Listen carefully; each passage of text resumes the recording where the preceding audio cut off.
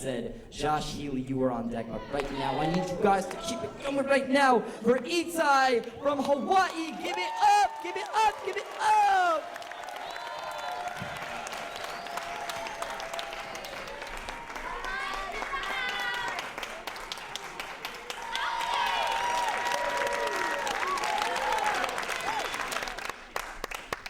Okay, so I'm at school, right?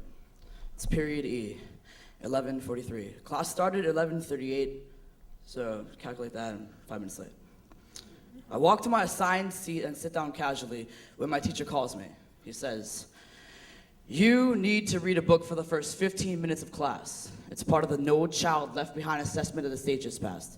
So I start my search in the class library because I have to get a story fast, and my fingers find a book written by Dr. Seuss, entitled The Lorax. So I read it once and again, once more, intrigued by the moral that the book has in store, and again till the count reaches 6. And it's time for me to put the book back, but I take the moral with. See, I learned that this creature called the Lorax was an aborigine to the far end of town where the grickle grass grows, and he chose to speak for the trees and against the Onceler for what he believed. See, the Onceler was this fucked up Dr. Seuss missionary, but totally his own, polluting waters and raping yet another native land he doesn't own. See, the grasses were once green and the skies were once clean, clear enough for swami swans to fly freely and sing, and the waters were once wet with the sound of humming fish. And for miles you could hear, because this land did not need to take a pill. It was naturally claret and clear. And the truffula trees bore fruit, feeding the bears known as barbaloots, and the barbaloots frisked about in their barbaloot suits, which were once brown until now, when the stranger known as Once strode into town. So, and this is how it all began, when bad seed ideas of capitalism strapped to its back are potted in cash-strapped dreams to turn into savage saplings that kill off a native species, kill off native trees like an invasive species, growing factories where forests once stood, like trees that give off pollution as byproducts instead of oxygen, plowing plants to pave pavement, herding mechanical animals, cars fossil-fueled machines, displacing native species to make way for mass farming, using the human element to build environmental prisons, choosing convenience over efficiency. So I chose to speak for the trees and against the Onceler for what he believed. I chose to speak for the Lorax, who once spoke for the trees, once cut down by Oncers, once roamed lives like these, chopping down truffulas till extinct, making needs, and yet the Lorax, just 1/8 my size, spoke for what he believed, and he never held his tongue and he never stayed silent. He spoke for the trees and was loud and defiant. So I'm speaking for the earth, slowly dying as we speak, because greenhouse gases are to the atmosphere as the Onceler is to trees, burning holes in the ozone layer, like melanoma skin cancer on the tongue of the planet. She's trying to point out her killer, but her cries only fall on our deaf ears, polluted shut. We are her ungrateful children she died giving birth to. Complicated climate change pregnancies with tendencies of forgiveness. She has given us everything we took for granted and asked nothing in return. Her destructive children who are taking her life as she struggles to give us ours. Soon, you would not have to imagine a day when our children do not know the warmth of the sun.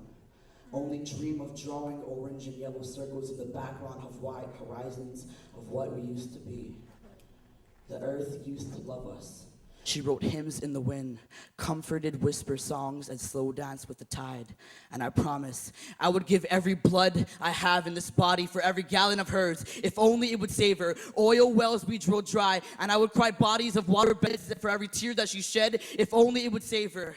But I think there is still a fighting chance. And this is how it all can start. These poems are butterflies with potential to generate a tornado, carrying a snowball effect upon its wings to move the masses. Pay attention and pay it forward. If one person who hears this poem, sees this poem, or reads this poem can be inspired by this poem to be enacted and take action, they can change the world. If you or all of you decide to recycle one soda can, one piece of paper, one piece of clothing, walk to work, take the bus, or carpool with a friend, know that you are a hero. Know that what you do counts towards the forward movement of something different. It's the little things that matter and contribute to change. Just like one pebble that ripples waters across the ocean, we can move mountains with actions. Another world is possible, and our actions pledge to make it real. I'm speaking for the Lorax because our generation cannot watch as another forest or country gets massacred. We need to stand up for what we believe and take a lesson from this master. See, the Lorax, the Lorax.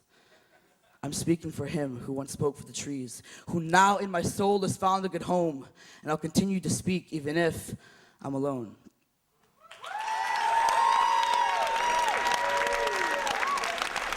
Ittai, Aoma! Hawaii, Aoma! That's what's up. Give it up one more time from Ittai from Hawaii.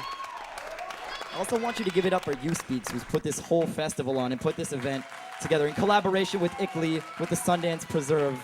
So thank you very much to You Speaks and James Cass for making it happen. With that being said, we have a couple more showcase poets before we're gonna start to wrap things up. Greg Corbin from Philly, you are on deck. But right now, you guys gotta give it up for this dude. He's actually an incredible poet, a mentor as well with a first wave program in Madison, Wisconsin.